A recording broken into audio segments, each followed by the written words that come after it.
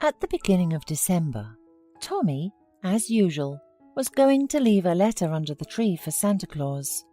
He stood with the precious piece of paper pressed to his chest, when suddenly he heard the voice of the principal of the orphanage behind him. "No one will come to you, because no one needs you," the man said angrily. Tommy flinched, and the piece of paper fell out of his hands, while the principal calmly walked further down the corridor. The boy was so hopeful that his dream would finally come true, but the headmaster ruined everything with a single phrase. He stood with his head down, not knowing what to do now. Suddenly an elderly watchman, Mr. Moore, appeared beside him. "Hey, buddy, why are you so gloomy?" he asked, and picked up a piece of paper from the floor. "Let's put your letter right under the Christmas tree, so that Santa will find it for sure and make your wish come true." "No need," muttered Tommy, and snatched the letter from Mr. Moore's hands. "It won't work. It's all a fairy tale." The elderly watchman sighed. "You know, if you really believe in a miracle, then it will definitely happen," he said, and gently took the letter from the boy's hands and put it under the Christmas tree. Tommy smiled, happily hugged the elderly man and ran to his room. Mr. Moore looked after him for a long time, thinking that everyone in this life needs a fairy tale. He had 2 grandchildren of his own, but his son got married for the 2nd time and became completely estranged from him. He stopped coming to visit and did not even bother to call him once in a while. And so it turned out that the children of the orphanage became more dear to Mr. Moore than his own son. The elderly watchman saw how Tommy wanted to find a family and sincerely felt sorry for the boy, but he could not replace his parents. The advanced age and the strict order established in the orphanage after the change of principal would not allow him to do so. At the same time, the young couple, Paul and Sarah, desperate to have a child of their own, thought about adoption. The decision was not easy for them because Paul's parents were against it and wanted them to give up the idea. But the young couple believed that they should decide their own fate, and without listening to the parents, decided the next day to go to the local orphanage. After speaking with Mr. Moore, Tommy's mood improved noticeably. Yes, the boy realized that it was not the first year he had been asking Santa Claus for the same thing, and with each time his faith in the miracle was diminishing. But Tommy wanted a new family where he would be loved so much that he had not given up hoping. The next day, Tommy was walking by the Christmas tree and noticed the watchman standing by it and whispering something. He became curious and walked closer. When the elderly man heard the footsteps, he turned around. "Well, I would like to make my dream come true too," said Mr. Moore embarrassedly. "But you're an adult. Don't you lack something?" asked the boy with interest. "Yes, you're right, and I've lived a lot on this earth, and really, as you say, I shouldn't need anything. But you know, there are things that are hard to talk about. Let's go. I'll show you something," offered Mr. Moore, and taking Tommy by the hand, led him to his room.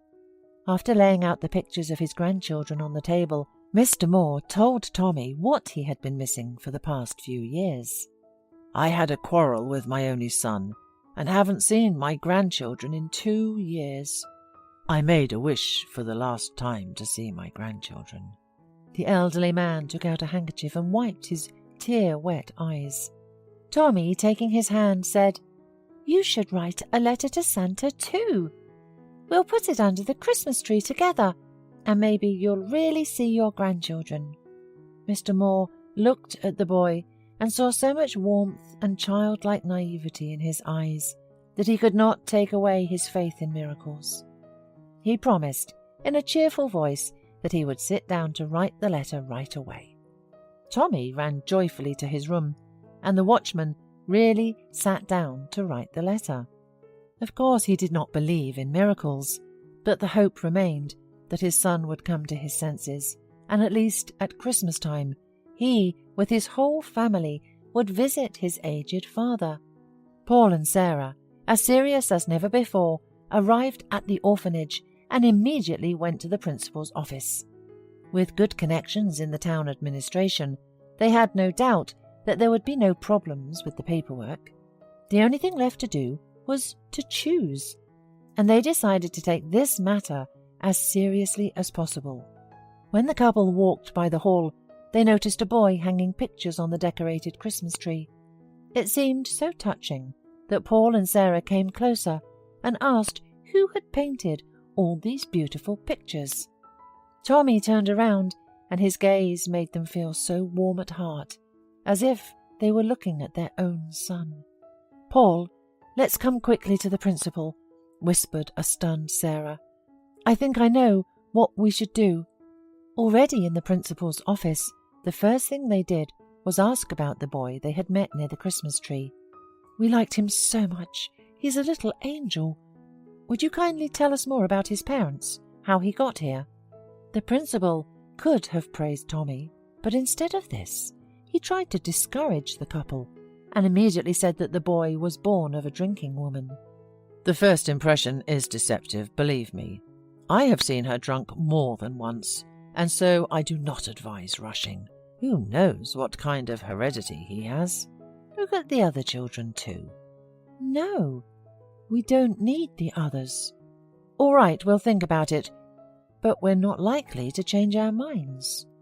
They walked out of the building and immediately ran into Mr. Moore. He saw them talking to Tommy and decided to wait for them outside. "Sorry to interfere, but please don't believe what the principal had told you. He's new here, and I've been working here for over 10 years, and I know all the children. Tommy is a good and kind boy, and if you want to adopt a child, believe me, this is the best option for you."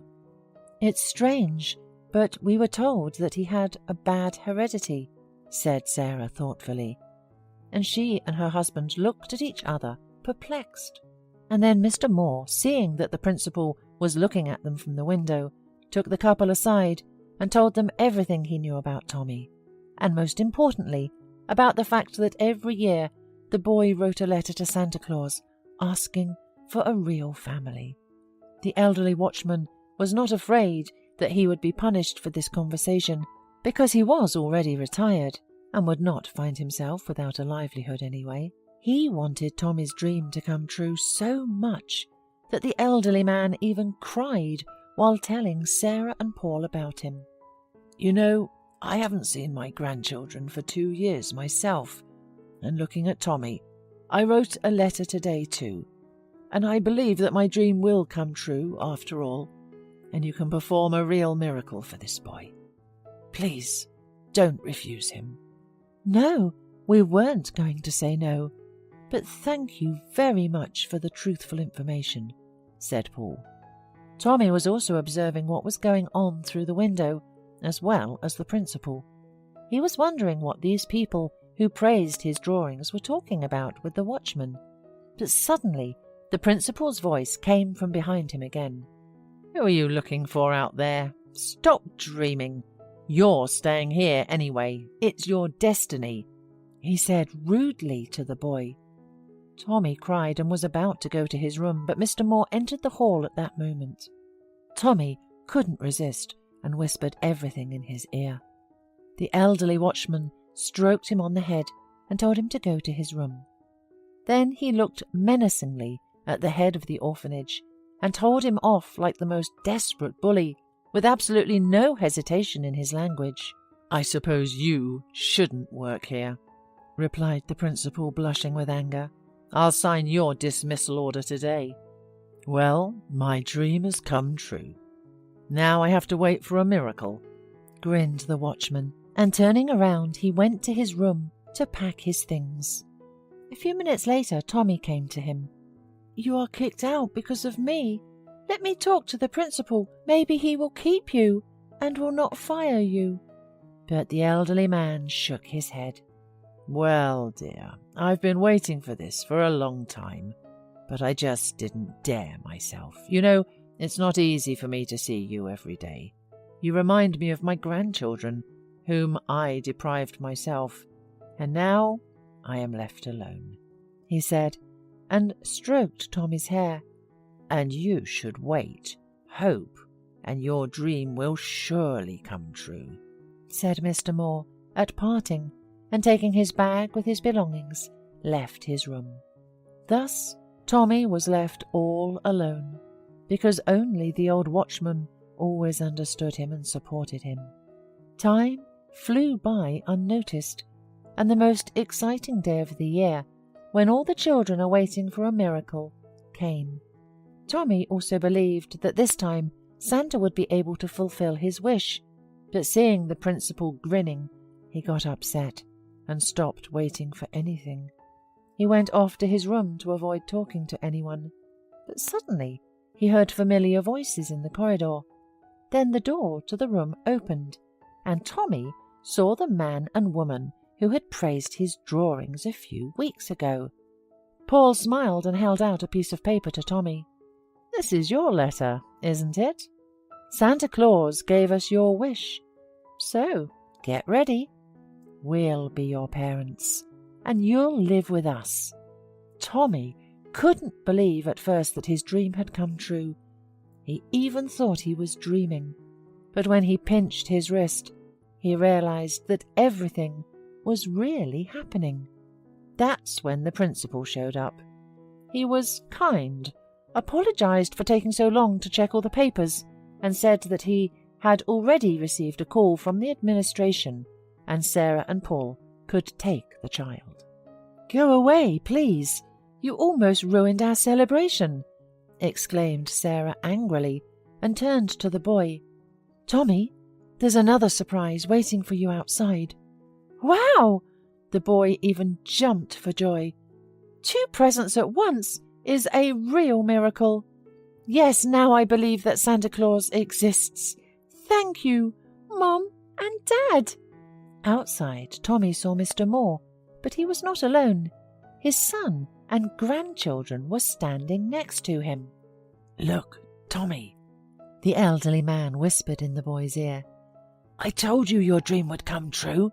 And thank you, too, for prompting me to write my letter."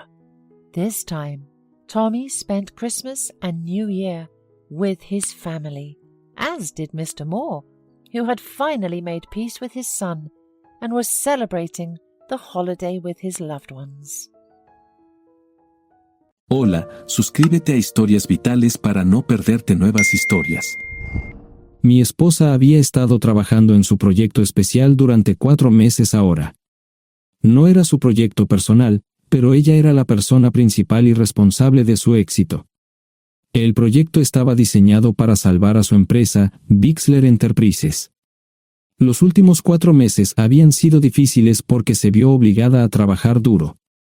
Era importante tanto para ella como para la empresa. Había una buena posibilidad de que Bixler Enterprises quebrara si el proyecto no se completaba. Sarah tenía una licenciatura de Albrecht y un MBA de Wharton. Era la más inteligente de la familia. Yo empecé a trabajar como mecánico de autos justo después de la secundaria y después de 21 años seguía siendo mecánico de autos. No me importaba porque me gustaba el trabajo y pagaba bien. Era suficiente para pagar la universidad de Sarah y criar a 2 hijos. No vivíamos lujosamente, pero estábamos bien. Los niños ya se habían mudado, y las cosas iban bastante bien con nuestros ingresos. Sarah quedó embarazada 3 meses después de casarnos a la edad de 18 años. Durante los primeros años de nuestro matrimonio, vivimos con mis padres. Ellos tenían una gran casa vacía ya que 4 de mis hermanos se habían mudado. Eso significaba que teníamos una niñera mientras Sarah completaba sus primeros años de universidad. Debido a 2 embarazos, la carrera de 4 años le llevó 6 años completarla. Fue difícil, pero lo logró. Siempre tuve trabajo y nunca me faltó trabajo extra si lo necesitaba. Después de que Sarah se graduó de Wharton, alquilamos nuestro propio lugar. Tuvo ofertas de trabajo de varias empresas grandes, pero todas requerían que nos mudáramos. A mí no me importaba, pero Sara quería quedarse cerca de casa. Por eso decidió trabajar en Bixler Enterprises. Pagaba bien, pero lo más importante, le daba responsabilidad y la oportunidad de avanzar. Sara era una empleada trabajadora y dedicada. La presentación es el jueves en el Hotel Dicen en Filadelfia. Tomé unos días libres en el trabajo para ayudarla según fuera necesario. Al final, todo lo que logré fue hacerle algo de comer cuando llegaba a casa. No sabía nada sobre su trabajo, ni tampoco quería saber. Los negocios corporativos de alto nivel me aburrían. Empresarios de Europa, Asia y América del Sur venían aquí, la empresa pagaba sus boletos de avión y proporcionaba habitaciones en el Hotel Dicen mientras estaban aquí. Era caro como el infierno, y por algunas cosas que Sara había dicho, la empresa estaba sobreestimando sus finanzas. Su presentación era importante para ella, para la empresa y para más de 200 empleados. Hasta el martes por la noche, todo iba bien. Sara llegó a casa con un traje nuevo, un traje gris con una blusa blanca. Desplegó todo lo que necesitaba en la cama de la habitación de invitados. Cuando se trataba de la limpieza de la casa, ella era normal, pero cuando se trataba del trabajo, era meticulosa. No entendía por qué necesitaba sacar su ropa interior de lujo, pero no dije nada. Además de su traje para la presentación, tenía varios vestidos de cóctel lindos para eventos sociales antes y después del evento. Siempre había evitado tales eventos, pero me sentía obligado a ir con ella si ella quería que lo hiciera. Me agradeció la oferta, pero dijo que no era necesario. Todos los materiales y equipos que necesitaba estaban guardados ordenadamente en el maletero de su Volvo. Antes de salir del trabajo, ella misma conducía el coche para asegurarse de que todo estuviera en perfectas condiciones. Tenía todo el día miércoles para prepararse y toda la noche del miércoles para socializar con sus invitados. Sara era tan buena en lo que hacía que sentía que habría sido mejor si simplemente me hubiera mantenido alejado de ella. Finalmente, había terminado. Lo había revisado y vuelto a revisar todo. Todo lo que necesitaba ahora era una ducha caliente y una buena noche de sueño. Supongo que mi error fue que empecé a revisar sus cosas después de que Sara comenzara a ducharse. Pensé que estaba ayudando, pero resultó ser lo contrario. Estaba moviendo cosas en la cama cuando un pequeño sobre blanco cayó del bolsillo lateral de su bolso de maquillaje. Una carta de una farmacia, pero no del tipo que solemos usar. Dentro había 10 pastillas. No tenía idea de qué era, Pren, y las instrucciones eran confusas. Si es necesario, tomar una pastilla y luego una segunda pastilla 12 horas después. Pensé que podría ser algo que ella había conseguido para la ansiedad o los nervios, pero las instrucciones no tenían sentido. La receta estaba escrita a su nombre el lunes. Volví a poner el sobre en su lugar mientras ella terminaba de ducharse. Decidí que quería saber más sobre Pren antes de contarle sobre ello. Por supuesto, si lo mencionaba, significaría que estaba revisando sus cosas. Odio los dilemas. Mientras Sara se preparaba para dormir, fui a nuestro ordenador doméstico y busqué. 10 minutos después, me uní a mi esposa bajo las sábanas. Pasé toda la noche despierto, preguntándome por qué mi esposa había recogido una receta para la píldora del día después, especialmente después de que me hicieran una vasectomía hace 10 años. A la mañana siguiente, me levanté temprano, pero no estaba descansado. Di un largo paseo, esperando que despejara mi mente. Me dirigí hacia casa con reticencia, temiendo lo que podría hacer o decir cuando llegara allí.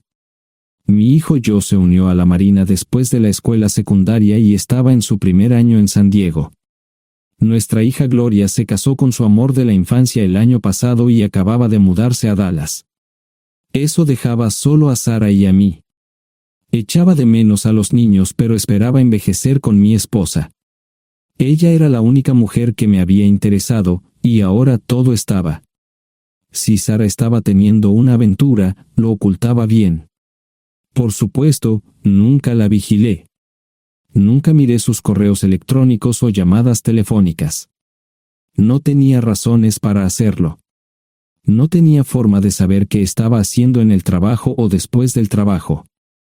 Confiaba en ella completamente. Ion, ¿dónde demonios has estado? ¿Quieres huevos o algo? No, solo café. No me sentía con muchas ganas de hablar. ¿Qué pasa, cariño? Solo son 3 días. Puedes venir si quieres, pero te aburrirás como una ostra. No, realmente no quiero ir, pero odio dejarte sola. Me preocupo cuando no estás aquí. Es muy dulce, querido, pero estará bien. No voy a salir del hotel en todo este tiempo. Pasaré la mayor parte del día asegurándome de que la sala de conferencias esté lista, y esta noche tendré una agradable charla con nuestros posibles clientes. Mañana, probablemente ni siquiera tendré la oportunidad de ir al baño. Llegaré a casa lo más temprano posible el viernes, te prometo un gran fin de semana si sabes a lo que me refiero. Todo eso suena bien, pero no puedes culparme por preocuparme. Soy un mecánico de autos, y tengo una esposa hermosa y exitosa. A veces tengo la sensación de que estás menos interesada en mejorar nuestra situación familiar que en avanzar en tu carrera. Detente, maldita sea, Ion. Siempre he respetado lo que haces para ganarte la vida y nunca he insinuado lo contrario. Criaste a 2 grandes niños y me pusiste a través de la universidad. Eres un gran esposo, un gran padre y un buen proveedor, y nunca olvides eso. Terminé mi café mientras ella recogía la mesa. ¿Quieres que te llame? No, no es una buena idea. Tendré el móvil apagado, y voy a apagar el teléfono de la habitación por la noche para poder dormir. Te llamaré siempre que pueda. La ayudé a cargar el coche, era tan meticulosa con eso como con todo lo demás. Trabajando, le llevaría 3 horas llegar al Hotel Lysen. Me quedé en el porche y la vi marcharse. No me molesté en preguntarle por las pastillas. Pasé el resto de la mañana en el porche. No recuerdo haberme preocupado tanto como ahora. Me sentía pequeño e insignificante. Me sentía fuera de mi liga. Era un tipo de pueblo con un trabajo mediocre y una esposa exitosa. Era una combinación equivocada. Debería haberlo notado antes. Me sentía estúpido. El mejor traje que tenía era una chaqueta azul y un par de pantalones. Al menos tenía algunas corbatas, aunque tenían 10 años de antigüedad. Acababa de terminar de vestirme cuando sonó el teléfono fijo. Oye, cariño, solo quería avisarte de que llegué bien. ¿Tuviste un buen viaje? Supongo que el tráfico no estaba demasiado denso. Estuvo bien. Te llamaré esta noche. Ahora tengo que irme. Estoy en la habitación 714, Sara. Puedo estar en casa de mis padres o en la de mis hermanos esta noche si quieres llamarme a mi móvil. De acuerdo. Suena el teléfono móvil. Te quiero, tengo que irme. Me tomé mi tiempo para llegar a Filadelfia. No fui directo al Lysen, primero me detuve y compré un filete con queso. Prometí hacer una larga noche. No estaba seguro de qué iba a hacer. Estacioné en el garaje del hotel y simplemente esperé. Tarde o temprano, tenía que entrar en el hotel. Simplemente no podía decidir cuándo hacerlo. El sonido de mi teléfono celular me ayudó a tomar mi decisión. Ion, solo quería avisarte de que todo se ha arreglado. Ahora voy a bajar para encontrarme con algunas personas y cenar. No olvidaste nada, ¿verdad? No, todo está bien. Tengo todo en mi habitación para mañana. ¿Necesitas algo? No, Ion, relájate. Voy a apagar mi teléfono. Te llamaré mañana por la mañana. ¿De acuerdo? Ríe, diviértete. No es divertido, Ion, es trabajo. No parecía estar demasiado fuera de lugar.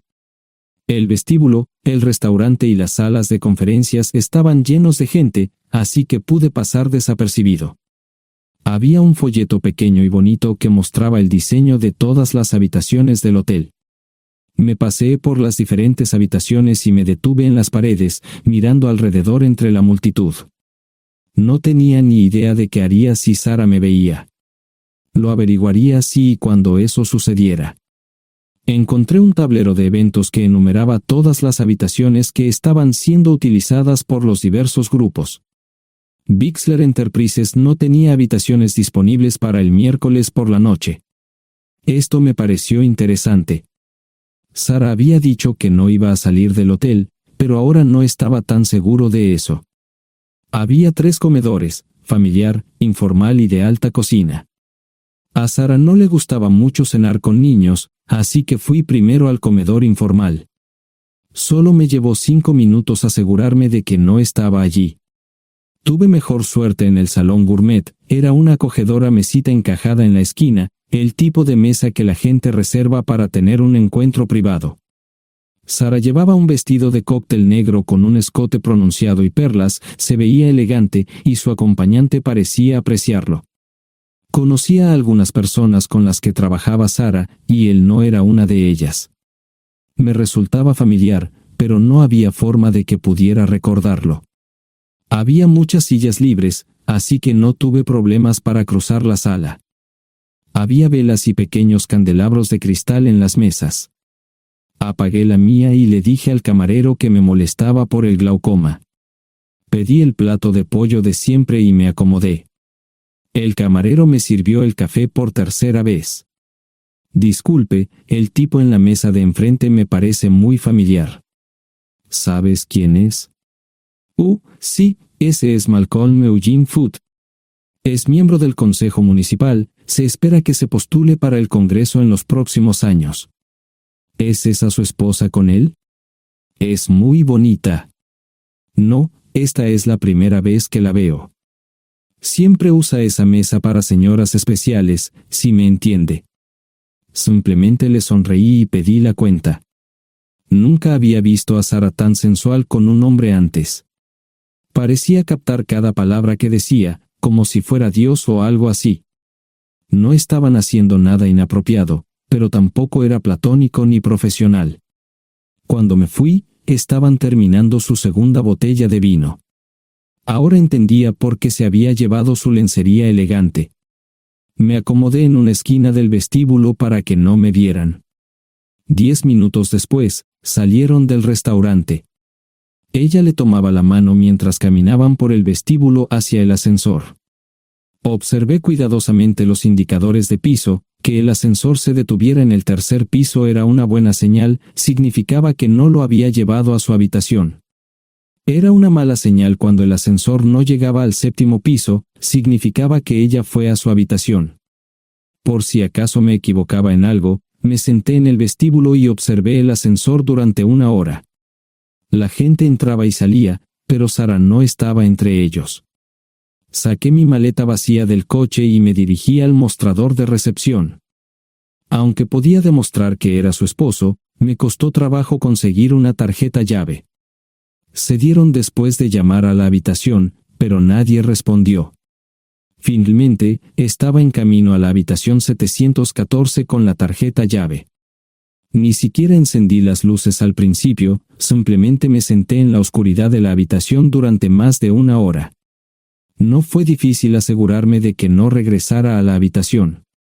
Primero, empacé todas sus ropas y pertenencias personales. No dejé nada atrás. Revisé el paquete de Preven, todavía quedaban 10 pastillas en el tocador. De manera muy ordenada, estaban todos los artículos que necesitaría para su presentación al día siguiente. Comencé a llenar la maleta. Había 24 carpetas promocionales especialmente encuadernadas y otras 20 carpetas regulares, todas ellas fueron a la maleta. Un proyector digital fue lo siguiente, seguido de una computadora portátil.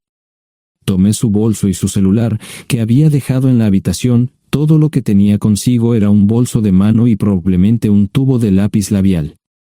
Di una vuelta por la habitación tan cuidadosamente como lo hizo ella para asegurarme de no perder nada. Una vez satisfecho, dejé las llaves del coche y mi anillo de bodas en el tocador. Aparte de esos dos objetos, la habitación estaba completamente vacía. El ascensor se dirigió directamente al estacionamiento, no tuve problemas para llevar 2 maletas, y 20 minutos después, estaba en la autopista rumbo al norte. Pasaban las 3 de la madrugada, no tenía idea de que había pasado tanto tiempo. 1 hora o 2 después, sonó mi teléfono celular, la identificación de llamadas mostraba el número del Listen. ¿Ion? Sí, ¿dónde estás? Estaré en casa pronto. Eso fue todo lo que dije. Hubo silencio en el otro extremo de la línea. Los vendedores tienen un viejo dicho, el primero que habla pierde. Pareció una eternidad antes de que ella hablara. Ion, lo siento. No preguntó nada y simplemente colgó. Apagué mi teléfono, era obvio que había regresado a su habitación. Más tarde ese día, tenía que dar una presentación que salvaría a su empresa y le daría un ascenso. Metí las maletas en el desván del garaje. Sara nunca iba allí y nunca pensó en buscar algo allí. Por supuesto, en este punto, estoy bastante seguro de que no importaba. Primero, recogí todas mis ropas y pertenencias personales. La mayoría de los hombres tienen sus propias herramientas, generalmente es un requisito para el trabajo. Pasé por la tienda, cargué las mías en el Subaru y recogí mi último cheque de pago. Para entonces, los bancos ya estaban abiertos, no tuve que hacer ninguna manipulación financiera complicada. Simplemente retiré todo el dinero de mis cuentas. Almorcé en Hagerstown, Maryland. Tenía suficiente dinero para vivir durante unos años, pero sabía que estaría buscando trabajo muy pronto. Sara y yo éramos parecidos en eso de que a ambos nos encantaba trabajar. La voy a extrañar. Pasé un par de horas en las cuevas del Uray y alquilé una habitación cerca de Whitewell. No tenía idea de qué iba a hacer. Era sábado, y me encontré sentado en el acuario de Chattanooga, observando la naturaleza que nunca había visto antes. Pasé unas horas simplemente relajándome y decidí que era un buen lugar para estar. Compré un pase anual para el acuario y, para la hora de la cena, tenía un lugar donde quedarme. Era un remolque móvil en el parque, pero estaba amueblado y era económico. No necesitaba mucho. La primera cosa que haría el lunes por la mañana sería conseguir un trabajo. Un buen hombre de mantenimiento siempre puede conseguir un trabajo, especialmente si está dispuesto a trabajar duro. Podría permanecer discreto hasta que fuera el momento de renovar mi licencia de conducir o las etiquetas del coche. Me preocuparé por eso cuando llegue el momento. El domingo por la tarde, llamé a Gloria. Me sentí obligado a informarle sobre lo que estaba sucediendo, pero Sara ya se lo había contado. Fue bastante franca con Gloria sobre lo que había pasado. Dijo que había engañado, que la sorprendí, que me fui y que ella perdió su trabajo. Me sentí mal porque ella perdió su trabajo, pero ese era el precio que tenía que pagar. Le pedí a Gloria que le dijera a Josh lo que estaba sucediendo la próxima vez que hablara con él. También le dije que la llamaría aproximadamente una vez al mes para verificar cómo iban las cosas. No le dije dónde estaba. Para el mediodía del día siguiente, tenía un trabajo. En realidad, estaba a poca distancia del parque de remolques, con el Waffle House a mitad de camino. ¿Qué más podría querer un hombre? No sé cómo manejaron el papeleo, pero me estaban pagando $20 por hora sin hacer preguntas. Estaba feliz, y ellos también. Ni siquiera tendría que tocar el dinero que traje conmigo. Unos 2 meses después, Gloria me informó que Sara se había mudado de la casa y estaba viviendo con sus padres. Gloria no sabía nada más, pero estaba feliz de que estuviera estable y le estuviera yendo bien. Josh me llamó desde San Diego solo para informarme que iba a hacer un crucero. Era técnico en aviónica en un portaaviones. Intentó explicar qué hacía exactamente, pero estaba más allá de mi comprensión. Nunca supe mucho sobre cosas técnicas. Ambos tuvieron cuidado de no decir nada malo sobre su madre. Aprecié eso. Después de eso, todo siguió como siempre. Comencé a hablar con Gloria al menos semanalmente. Josh y yo comenzamos a enviar correos electrónicos regularmente. Gloria hablaba regularmente con Sara, pero decía muy poco sobre lo que estaba haciendo o dónde estaba.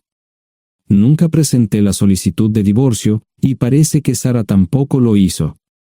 Tengo una licencia de conducir de Tennessee y las etiquetas en el Subaru. Comencé a frecuentar un bar local un par de veces al mes y tuve encuentros casuales. 2 mujeres se alternaban como mis compañeras nocturnas regulares. No buscaban compromisos, y yo tampoco. Parecía funcionar bien para todos nosotros. La vida era buena. Eso fue hace mucho tiempo, y gradualmente olvidé a Sara. Con el tiempo, el Subaru comenzó a darme problemas. Había olvidado cuánto tiempo había pasado. Tenía más de 200.000 millas. Estaba reflexionando sobre esto con una jarra de cerveza un día cuando me di cuenta de que habían pasado casi 5 años desde que me fui de casa. Mantuve un contacto cercano con ambos hijos. Gloria ya tenía 2 hijos propios en este momento y quería que los visitara. Josh casi se casó con una mujer tailandesa, pero en el último momento se negó. Por lo general, trabajaba 6 días a la semana y usaba el domingo para recuperarme del sábado por la noche. No había ninguna buena razón para que alguien llamara a la puerta de mi remolque a las 6 de la mañana de un viernes. Su grosería fue recompensada por un hombre medio desnudo abriendo la puerta. Los calzoncillos del día son repugnantes, y la dama en la puerta, juzgando por la expresión en su rostro, estuvo de acuerdo conmigo. Ella apartó la mirada, pero su compañero no parecía impresionado.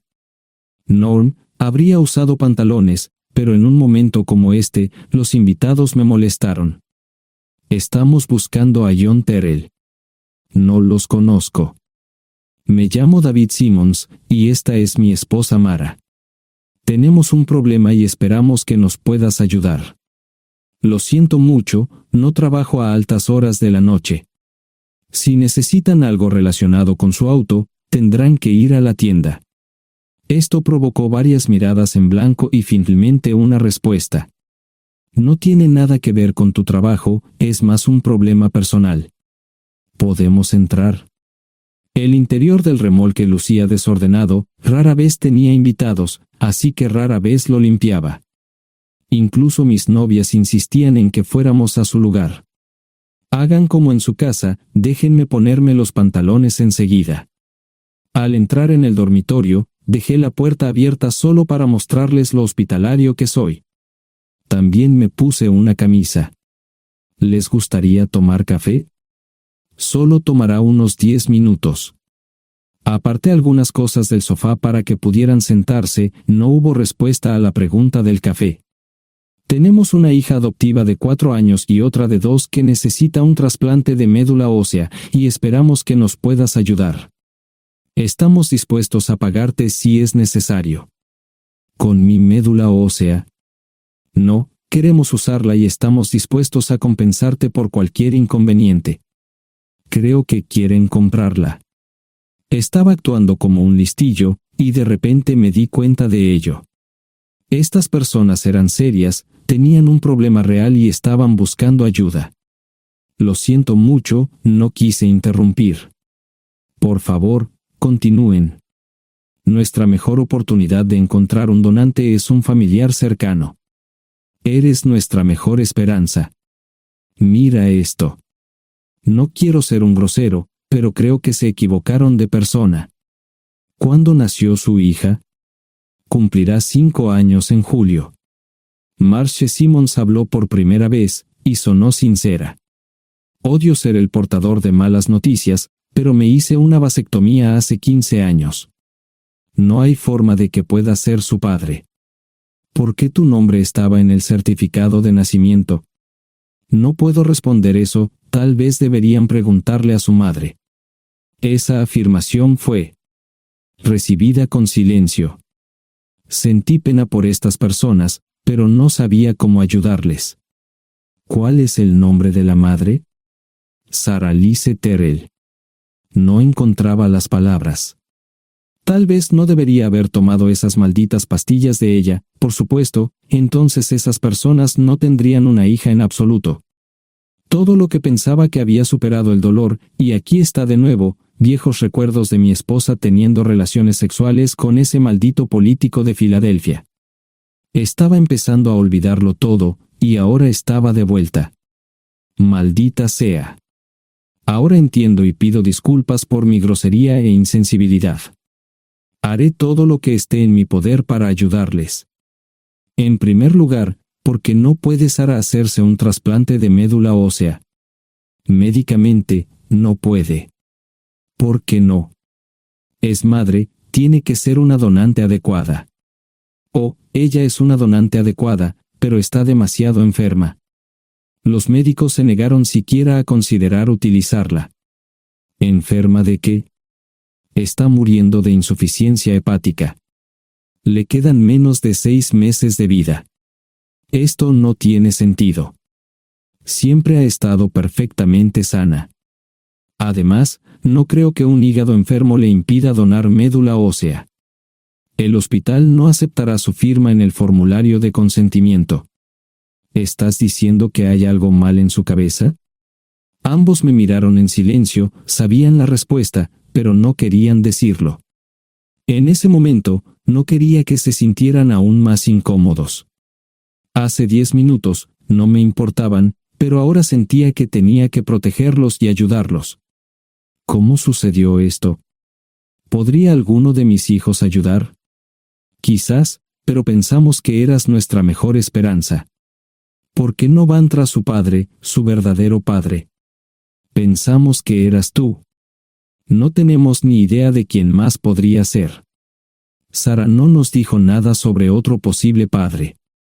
De hecho, ella no estaba en condiciones de explicar nada, agregó Mara. Obtuvimos la mayoría de nuestra información de la agencia de adopción. Tuve que preparar café y hacer pis, permítanme un momento. Dejé a mis invitados sentados mientras preparaba el café. Solo tomó unos minutos.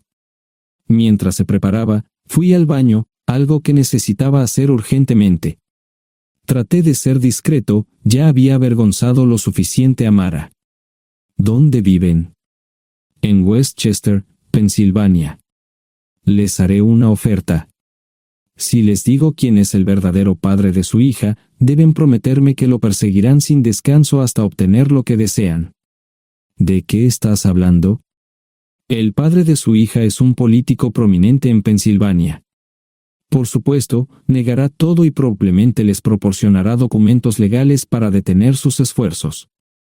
Si acuerdan presionar lo suficiente para que él admita que la niña es suya, podrán avergonzarlo y obligarlo a hacerse un trasplante de médula ósea. Eso es lo que quieren, ¿verdad? Sí, claro, pero ¿cómo hacemos eso? No lo sé. Soy mecánico.